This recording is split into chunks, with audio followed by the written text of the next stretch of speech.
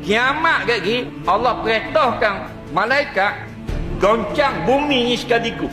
Iza zulzilatil ardu zilzalaha. Apabila diperintahkan oleh Allah kepada para malaikat supaya dilakukan goncangan yang paling hebat ke seluruh tanah yang ada di bumi ini, bergoncang sedahsyat-dahsyat. Jadi serentak seluruh dunia gempa bumi.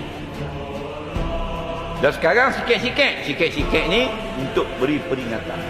Dalam bumi kita ni ada api. Ada api. Faham tak? Ada api tengah tu. Macam enjin kereta lah. Enjin kereta, dalam enjin tu ada api tau. Ada tau. Dalam enjin motor ada api. Jadi wak tu tubik ke mana? Exhaust. Cuma sumbat exhaust. Coh enjin. Faham lagi? Jadi exhaust bumi ni gunung berapi. Faham lagi? Lepas tu dia ada rentetan, deretan gunung berapi. Untuk keluarkan laba-laba hak panas lebih, dia keluar dia neleh. Hari neleh-neleh, hari macuk-macuk. Faham? Tapi bukan hari-hari. Supaya kita ingat akan terjadinya goncangan dahsyat kiamat nanti.